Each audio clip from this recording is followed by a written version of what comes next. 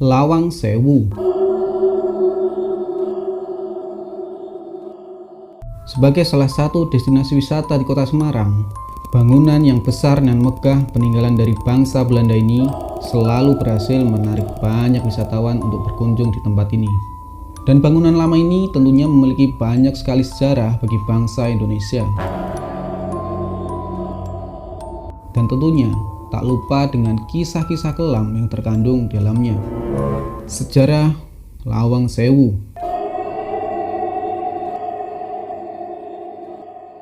Bangunan Lawang Sewu ini dibangun pada tahun 1904 sampai dengan 1907. Dan bangunan ini dahulu digunakan sebagai kantor administrasi kereta api pada masa Hindia Belanda. Dan meskipun Lawang Sewu memiliki arti 1000 pintu, namun pada kenyataannya bangunan Lawang Sewu ini hanya memiliki 429 pintu. Dan dibalik bangunannya yang unik dan megah ini, ternyata bangunan yang disebut sebagai Lawang Sewu ini menyimpan sejuta misteri yang sangat menyeramkan yang ada di dalamnya. Dan inilah salah satu misteri horor yang ada di bangunan Lawang Sewu. Penjara bawah tanah yang kejam dan angker. Lawang Sewu ini dahulunya terdapat lorong bawah tanah yang pada saat itu digunakan sebagai aliran air yang dapat menyejukkan ruangan pada masa penjajahan Belanda. Namun saat Jepang berhasil merebutnya dari Belanda, lorong bawah tanah ini akhirnya dialihfungsikan sebagai ruang penjara bawah tanah pada masa penjajahan Jepang. Konon ruang penjara bawah tanah ini termasuk penjara yang paling sadis dan kejam setelah Jepang berhasil mengambil alih dari pihak Belanda. Dan pemerintah Jepang menjadikan tempat ini sebagai tempat pembantaian para penduduk pribumi, pemuda Indonesia, hingga para tentara Belanda itu sendiri.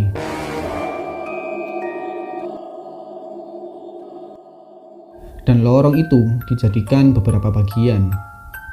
Salah satunya dijadikan sebagai penjara jongkok, yaitu sebuah ruang berpetak-petak dengan ukuran kurang lebih selebar 1,5 meter dan tinggi 1 meter.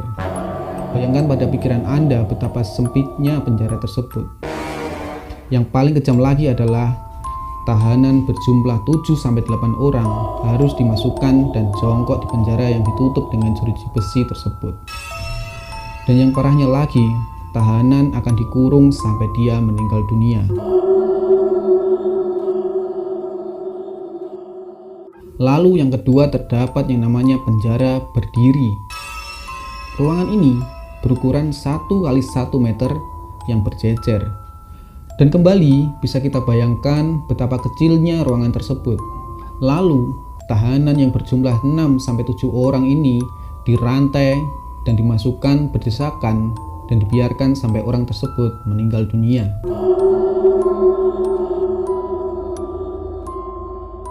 Lalu yang ketiga ada tempat pemenggalan kepala, yaitu jika tahanan masih ada yang hidup setelah dipenjara sekian lama, maka tahanan itu akan dipenggal kepalanya. Dan setelah dipenggal, lalu badan dan kepalanya akan ditenggelamkan ke sungai dekat bangunan itu lewat jalan bawah tanah. Dan dengan banyaknya korban penyiksaan itulah lorong bawah tanah ini menjadi tempat paling angker di Lawang Sewu dengan banyaknya penampakan horor yang ada di sana.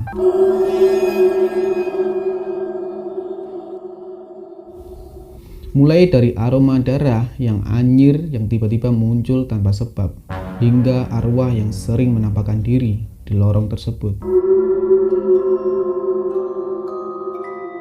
Yang akhirnya pernah dijadikan tempat uji nyali di salah satu televisi swasta di Indonesia.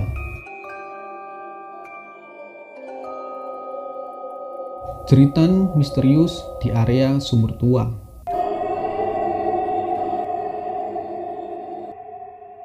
Jika kalian mengunjungi Lawang Sewu, maka kalian akan menemukan sebuah sumur tua yang tepat berada di bagian depan halaman gedung. Sejarahnya, dahulu saat tentara Jepang menduduki Indonesia, sumur tua ini pernah dijadikan sebagai tempat pembuangan mayat tentara Belanda yang dibunuh secara kejam oleh tentara Jepang pada saat itu. Dan dari peristiwa yang mengerikan itulah, konon jika malam tiba, maka sering terdengar suara rintian orang-orang Belanda yang merasa kesakitan ketakutan yang dialami tentara Belanda di area sumur tersebut. Dan konon suara dan kesakitan ini dibarengi dengan munculnya jeritan noni Belanda yang ketakutan ketika tentara Jepang membantai para Belanda secara kejam dan sadis. Namun noni Belanda ini diceritakan tidak akan mengganggu orang-orang jika tidak ada yang nekat masuk ke daerah yang terlarang di area Lawang Sewu tersebut. Jadi tidak aneh ketika arwah yang mati secara tragis ini acap kali bergentayangan dan meronta-ronta di malam hari. Namun karena keangkerannya inilah, sumur tua ini akhirnya ditutup secara permanen dan diberi atap genteng berwarna merah di atasnya. Dan hingga saat ini tak pernah dibuka kembali karena aura mistis yang ada di dalamnya.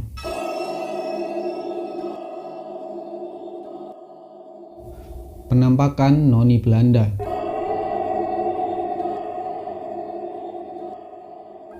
Menurut mitosnya, dahulu ketika masa penjajahan Jepang, banyak sekali noni Belanda yang dibunuh dengan cara dipenggal kepalanya.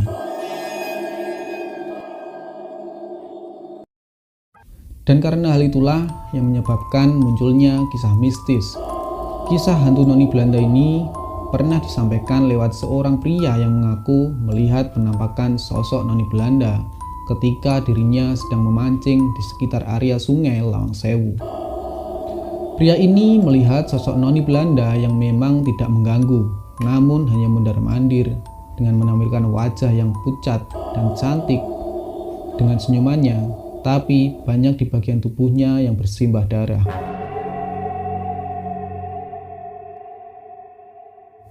Kisah prajurit Belanda penjaga pintu.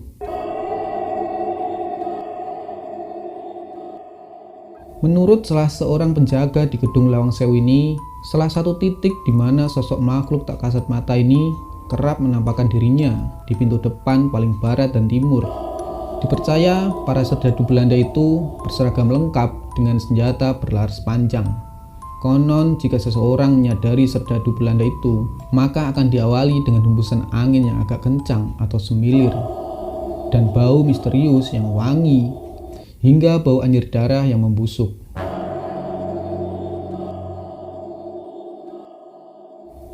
Bayangan hitam di lantai 3 gedung Lawang Sewu.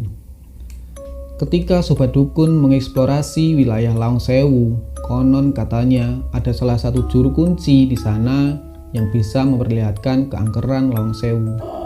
Hal itu bisa dilihat di sebuah ruangan di lantai 3 Lawang Sewu. Konon, juru kunci itu bisa memanggil sang penunggu yang muncul dalam sosok bayangan yang menggantung di langit-langit. Hanya saja, tak semua pengunjung bisa diajak melihat kesempatan yang sangat istimewa ini.